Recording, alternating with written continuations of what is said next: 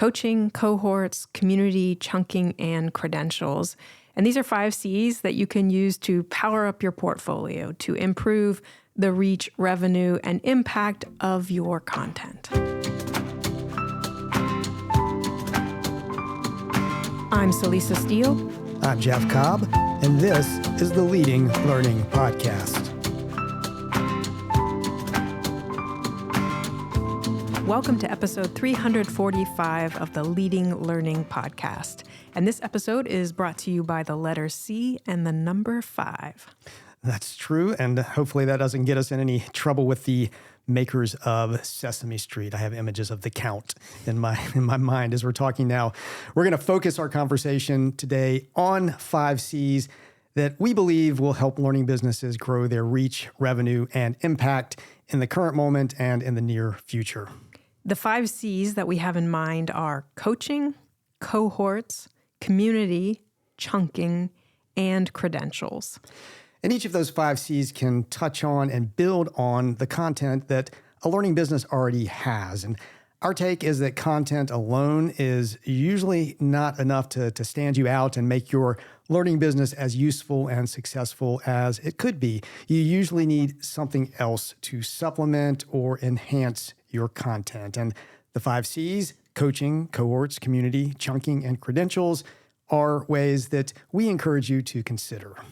And in some cases, this might mean repositioning or expanding what you're already doing with your content. In some cases, it might be creating new content that's built from the ground up with one or more of these 5 C's in mind. So let's talk about each of these 5 C's in more detail, and let's start with coaching.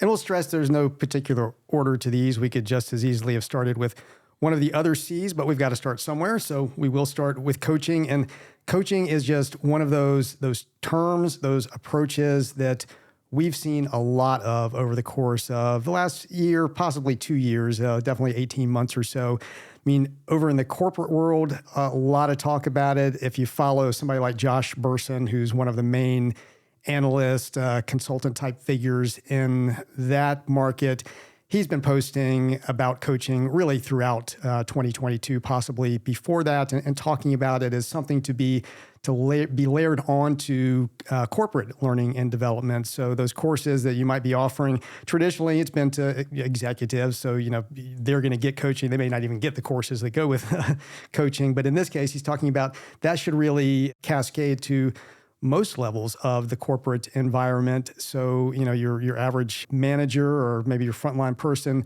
who is getting other types of training, also getting some coaching to go along with that, or just getting freestanding coaching to help them with really understanding the learning challenges that are out there for them right now. And then, of course, rising to those challenges. How do they develop that plan, develop personally with the aid of traditional learning and development type offerings, but with this coaching as part of that as well.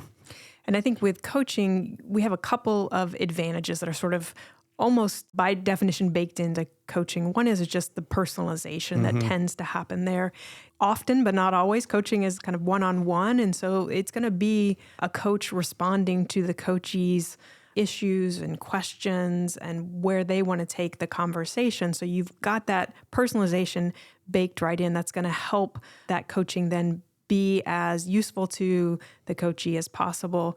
I think the other thing is that it just helps with the doing aspect of learning. Maybe if it is coupled with a training course, and so you're learning certain concepts or certain information in a course, but then with the help of a coach, you really dig into, okay, how do I translate and apply this knowledge to my specific situation day in and day out? And so then the coach is there as that resource to really help hold that learner accountable for doing some of the doing that we know is central to learning really resulting in behavior change. Yeah, I think that's so important because people just very often need the support, they need the accountability, they need the kind of guardrails that are going to help them along. It's all fine and well to sit through a webinar or go through a course, you acquire some new information, but as you're suggesting, if you're not actually applying that information, if you're not actually practicing those new skills, putting that knowledge into action, you're not going to absorb it, you're not going to integrate it, you're not really going to learn it. So coaching can really help deepen the learning experience to such a significant degree. And as you suggested, it's a form of personalization, and personalization has been like just such a buzzword out there for so long now. And I think people immediately jump to, well, that means machine learning. It means artificial intelligence. It means algorithms that are going to, know what this person did before and then present just the right thing to them at just the right time. And I mean, that's wonderful. Well, we'll certainly get there with that. We have in some cases. And of course, there's even AI coaching, that's coming about as sort of a blend of those two concepts. But just traditional coaching, good old low-tech stuff where you've got an actual human being interacting with another actual human being, and they're helping move the learner towards those goals.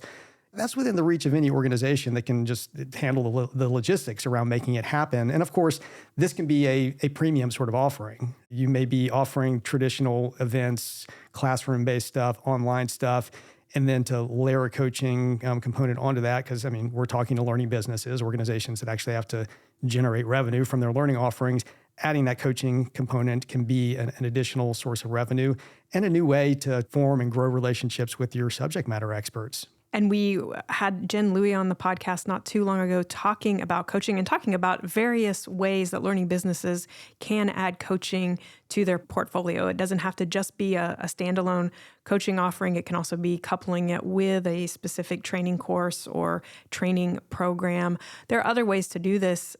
We also know that this approach to coaching, there's a flavor of it that would fall under the mentorship umbrella. Mm-hmm. And I think there are a lot of learning businesses that have embraced that and tried to figure out how can you pair up or match up folks in an industry or profession who maybe have a little bit more experience, either in general or in a particular domain area, and match that person up with someone who has less knowledge and less skills in that area and then can learn from that person as well. So there are a lot of different ways to incorporate coaching. But in addition to all these other advantages we're talking about, it also really connects people. I mean, there's a sort of fundamental human to human, usually, unless we're talking about AI coaching. But if it's the more traditional type of coaching, you're connecting humans to humans. And so I think there's just a perceived benefit by many learners around that connection, not only to content, but this human connection with a coach. Yeah.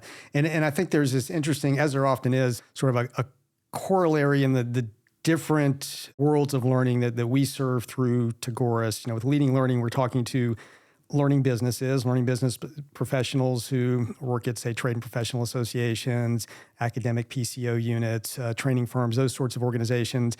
And I think they'll probably be coming at this as let's add coaching into what we've traditionally done.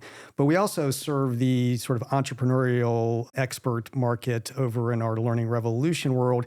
And a lot of those people just are coaches. That's what they've been doing for years and years, all different varieties of coaching, from business to life to, you name it.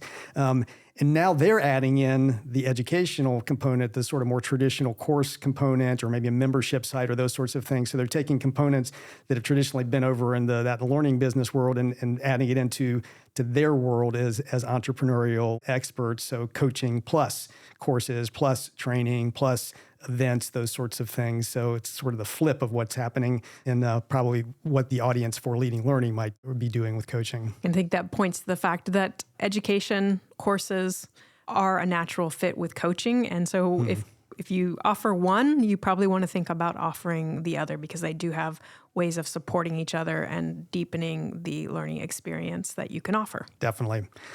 So that is the first of our C's, coaching, one that seems to be getting a lot of traction out there. And again, definitely worth considering. You may or may not want to add any of these C's, but to at least have a conversation around them and think about whether this would make sense for your portfolio, we think is important. We're grateful to WBT Systems for sponsoring the Leading Learning podcast. TopClass LMS provides the tools for you to become the preferred provider in your market, delivering value to learners at every stage of their working life. WBT Systems' award-winning learning system enables delivery of impactful continuing education, professional development, and certification programs. The TopClass LMS team supports learning businesses in using integrated learning technology to gain greater understanding of learners' needs and behaviors, to enhance engagement, to aid recruitment and retention, and to create and grow non-dues revenue streams. WBT Systems will work with you to truly understand your preferences, needs, and challenges to ensure that your experience with TopClass LMS is as easy and problem-free as possible. Visit leadinglearning.com/topclass to learn how to generate value and growth for your learning business and to request a demo. Now, not all that distant from coaching, I'd say, is our next C, which is cohorts, which again is about sort of the people part of learning. And in this case, there may be a sort of coaching or at least a facilitation type element of this coming from an expert. But it's also peers learning together, supporting each other, generating a whole that's greater than the sum of the parts by going through a learning experience as a cohort of learners. And of course, cohorts provide that same human-to-human benefit that I mentioned with coaching. I mean, this is a chance for a learner to interact with peers and to hear from them how they're applying the knowledge or skills that are being taught, and then to, of course, make that leap and start thinking about, okay, well, then based on what my peers, my colleagues are doing, this is how I might apply this or use this in my own work. So again, I think there's a lot of parallels between coaching and cohorts and the benefits that we see there. But with coaching, the person doesn't necessarily have any expertise or knowledge in whatever domain or subject matter is being taught. Sometimes they do, but not always.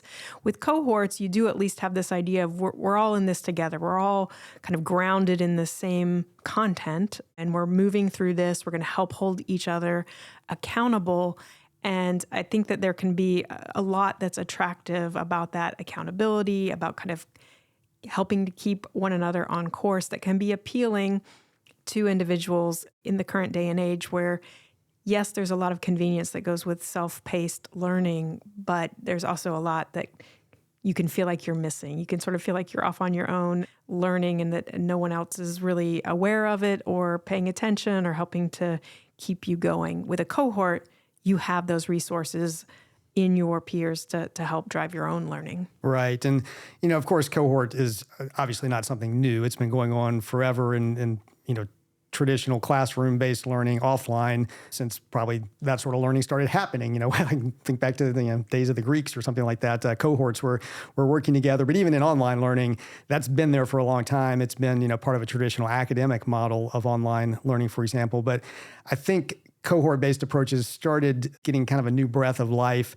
back probably around 2021 or so, when we're sort of in the midst of the pandemic having hit, everybody moving online, a lot of self-paced going on, a lot of just, straight up Zoom presentation going on. And people started asking or realizing there are better ways to do this. We can structure some really meaningful learning experiences by taking people through them in a cohort. And I think it's no accident that, probably one of the sort of bigger platform splashes to happen in the last year is that one of the founders, and maybe multiple founders, I'm not sure, of Udemy, which is kind of like almost the Amazon.com of self-paced online courses at this point, huge catalog of courses that creators have made and put into a marketplace under the Udemy label. They spun out into a platform called Maven. And Maven is specifically about cohort-based courses. That's what the platform is built for. And they've got a training and onboarding program to help people with expertise, who want to create cohort-based courses, kind of move through that and be able to create these highly interactive, human-centered courses that, again, tying back to the discussion about coaching, again, this is kind of a personalized type experience because you've got this group of peers interacting with each other, and each of them is able to sort of get out of it what they need for their particular place in their career, for their particular experience, while also helping the others get out of it what they need. That's what's happening in the best of those sort of cohort-based experiences. So we expect to see a lot more of this, and it's probably less a matter of how to do it. I think most people intuitively understand how to do a cohort-based offering, but it's how do you get really good at it? How do you become an expert as a learning business in running these cohort-based offerings that can deliver such a high amount of value? And there are a lot of different flavors and different choices to be made, even if you decide, yes, we're going to do something that's cohort-based learning experience. Just as with coaching, there are a lot of different types and flavors. Cohorts, they can be shorter, they can be longer, they can make a mix of different online options. So you might have asynchronous content and then, synchronous online discussions. It could be a cohort that's brought together physically. So part of a blended learning program where you're doing some things online, but coming physically together to take advantage of those peers that you have involved. So if you're going to think about cohort-based learning, just know that you have many, many options. One resource that we can point you to is I had the chance to talk with Shelley Osborne about cohort-based learning. And so just to hear what they're doing and how they are thinking about cohort-based learning could be a good model that you might want to leverage as is or adapt to your audience. Yeah, definitely. So Shelley is at Modal Learning. And if I remember correctly, Shelley was at Udemy before, wasn't it? Yeah, so this whole Udemy, who were doing the self-paced thing, and not that that's going away. That's still big. I think they're still booming. But it's interesting that one of Udemy founders, or maybe it's more than one, I can't remember now, but founders of Udemy went and created Maven as a cohort-based platform. Shelley, who I think was CLO at Udemy, went off to Modal, which is focused on cohort-based learning, or that's at least one of their focus areas. So it's just a kind of a point of evolution, and one we expect to see continue to evolve in coming years. The third C is community. This, I think, ties yet again to the social aspect that we've highlighted around coaching and cohorts. In community, you're going to again, take advantage of the fact that there are others interested in whatever topics you're dealing with your learners. Yeah, so another very people-focused C here, one that we're going to see continue to grow. I mean, we're already seeing signs of this being a very important one out there, mostly because the platform companies are starting to tune into it. And, when decisions around platforms or promotions around platforms, those sorts of things, start to happen around a concept that the makers of those platforms are seeing something out there. They're not just doing this to do it.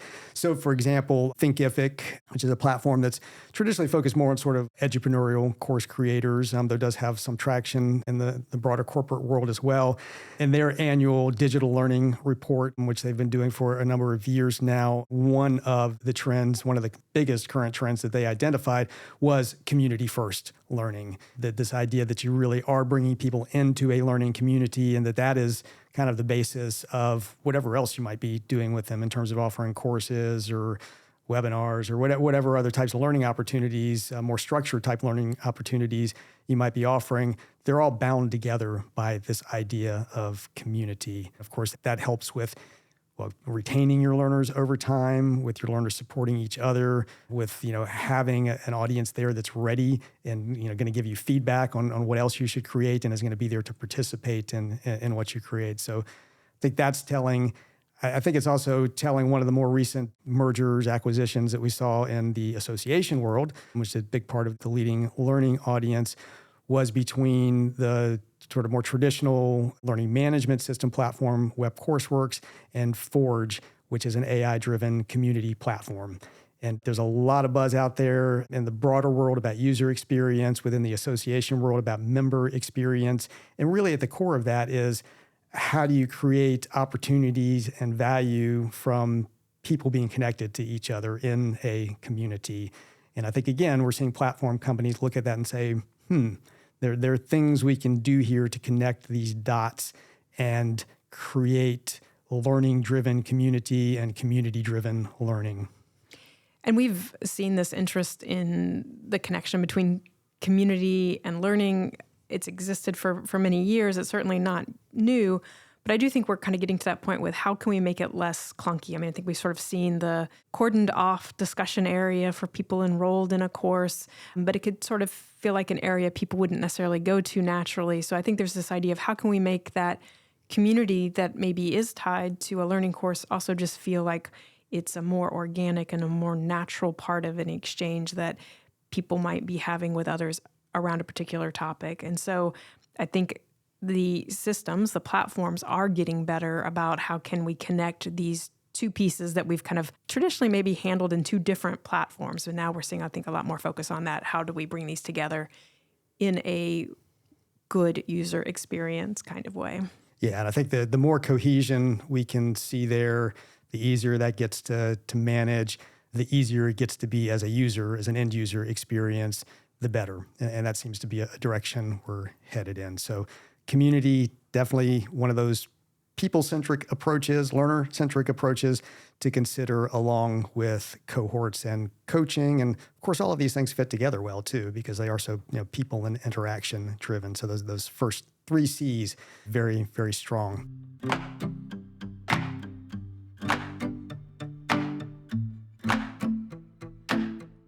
The 4th C we want to talk about is chunking. I think primarily the trend and the buzz around something like microlearning that's been out there for years has been driving this, or is driving this 4th C of chunking, getting things into smaller bite-sized learning objects to work with. But it's more than that. And it's more than that, not just because we need a C instead of an M here. It's also because regardless of whether you're doing microlearning, we just know from learning science, from what the data tells us, that getting things down into meaningful, concise chunks, even within larger learning experiences, it might be an hour learning experience, but if you can pivot, every 10 minutes to some degree to keep the learner's attention, to sort of bring a point home, just in terms of design, that chunking is so important. And it's something that organizations can go back to content they already have and think, are there some opportunities for re-engineering this?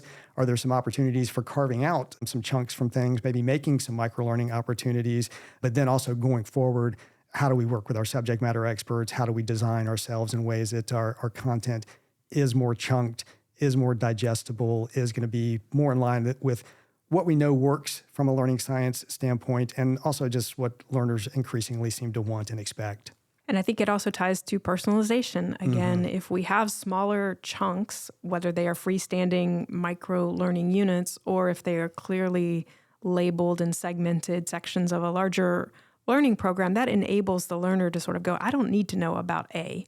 What I'm really interested in is C. And I'm going to just skip straight there and really focus in on that, because that's the issue that I'm dealing with at work today.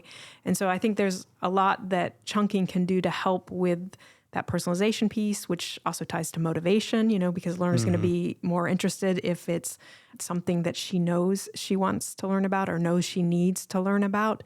So in addition to the learning science side of things, we also have these other additional benefits around motivation and personalization. Yeah. So, this is just if you haven't gotten serious about chunking yet, now is definitely the time. Out of this list, I don't know. These can all be low-hanging fruit to a certain extent, just depending on your organization, your resources. But we all have content. We're all creating different types of content and going back and potentially re-engineering and chunking some and then making sure that we're doing more of it going forward. Certainly very important. And it does open up those personalization opportunities like you're talking about, Salisa. It can open up new business model opportunities to, small bites of content put into a subscription package, potentially instead of sort of your traditional course experience or in addition to your traditional course experience, or, using that as a form of content marketing. There's just all sorts of things you can do when you're dealing with smaller units of learning above and beyond the benefits that may come from the learning science that lies behind that. And this is something that we've definitely talked about numerous times in the past. We have episodes of the podcast. We have blog posts that relate to different aspects of this. So we'll definitely be sure to link to a number of those in the show notes for this episode. And the show notes for this episode are available at leadinglearning.com/episode 345. And I'll just put in a plug again that we do have the learning science, the research to back up this idea of chunking and its importance. The kind of roughly 10-minute kind of guideline certainly was at least popularized in Brain Rules by John Medina. We've written about that. We've written about other aspects of andragogy and just adult learning theory. So again, you can find out more if you want some further guidance around why to chunk and how to chunk at leadinglearning.com/episode 345. And we should also say that this is a concept that we cover in Presenting for Impact, which is our training for subject matter experts who want to create more educationally impactful presentations. This is a free training, so if you're hearing about it for the first time, or maybe you've heard about it before but haven't done anything about it, if you want to have a look at that, we'll also have links to that in the show notes, and that's something that listeners can offer to the subject matter experts that they're working with to create content and can help you with that process of institutionalizing, chunking, and how your content is created. So that brings us to our fifth C, which is credentials. And I will say right here at the outset that credentials is for us the umbrella term. And you can have a credential that is more or less formal, that's more or less rigorous, that's smaller or larger.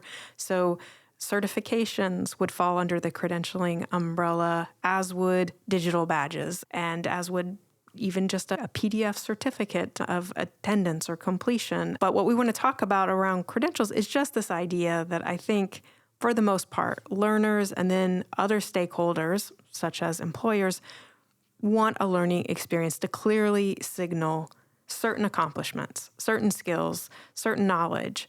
And so a credential is a way to sort of package up the statement saying, hey, this is what I know, this is what I learned, this is what I can do. Yeah, and it's become so much more important. I mean, credentials have always been important. One of the main ones in the past being various types of degrees that people have earned at colleges and universities, and various types of certifications that they've earned in different industries. But the need for newer types of credentials, alternative, additional types of credentials is just growing, and it's growing pretty rapidly as we've seen disruption in the workforce and the employment market over the last few years, but even the last few decades, as people are switching jobs, even entire careers more often, or even within their jobs, what they have to do is changing rapidly. They're having to reskill, upskill, all of those buzz terms that we're familiar with.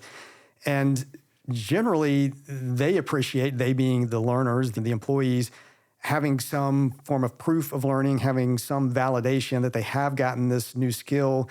They appreciate that, I'm sure, like personally and professionally, but it's also a value in the employment market now. Like employers like to see that if they're going to consider Jane or Joe for this job, that person really has some proof that they've actually got this set of specific skills that employer is looking for.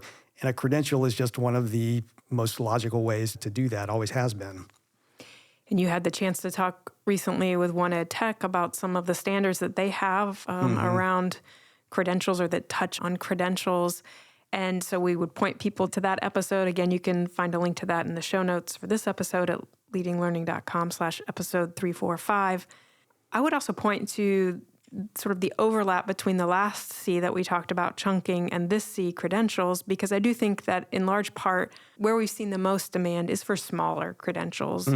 So it is about how can I get the skills and knowledge I need to be able to do something specific in the near term. And, I think that relates to the need for this upskilling and reskilling, and to just make sure that you are able to do your job and do it well in the current economy, or if your job ends, be able to pivot and move into a different position.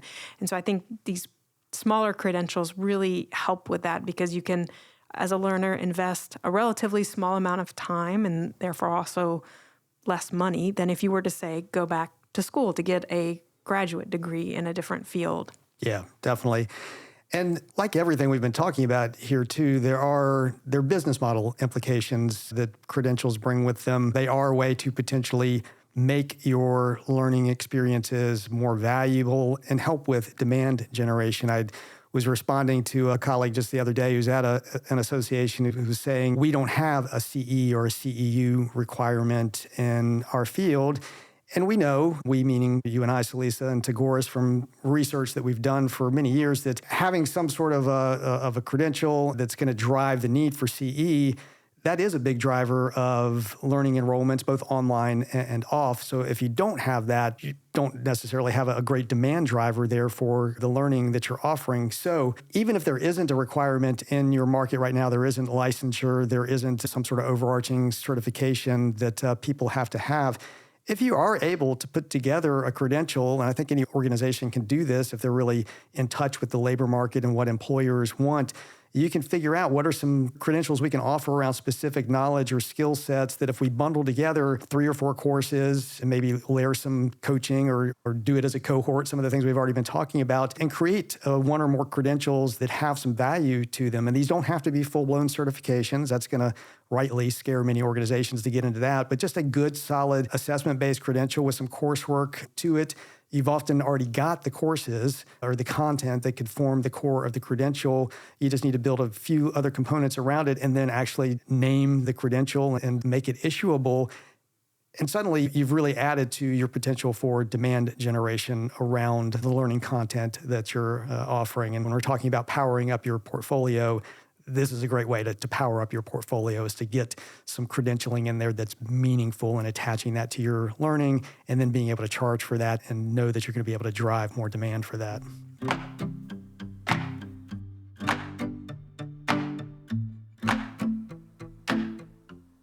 So that's our look at the 5 C's: coaching, cohorts, community, chunking, and credentials. And these are 5 C's that you can use to power up your portfolio, to improve the reach, revenue, and impact of your content. And you can use the 5 C's to potentially create new freestanding products and services, but often they can be leveraged more readily and more simply, but still very powerfully, to enhance or repackage existing products and services. At leadinglearning.com/episode 345, you'll find links to resources about each of the 5 C's, as well as a transcript and show notes. You'll also find options for subscribing to the podcast. And if you haven't yet, please do subscribe. Yes, please do, as those subscription numbers give us some visibility into the impact of the podcast and our success in using the podcast to create and sustain community, one of the 5 C's we've talked about. And we'd also be grateful if you'd take a minute to rate us on Apple Podcast or wherever you listen, especially if you enjoy the show. Celeste and I personally appreciate reviews and ratings, and they help the podcast show up when people search for content on leading a learning business. Lastly, please spread the word about Leading Learning. You can do that in a one-on-one note or a conversation with a colleague, or you can do it through social media. In the show notes at leadinglearning.com/episode 345, you'll find links to connect with us on Twitter, LinkedIn, and Facebook. Thanks again, and see you next time on the Leading Learning Podcast.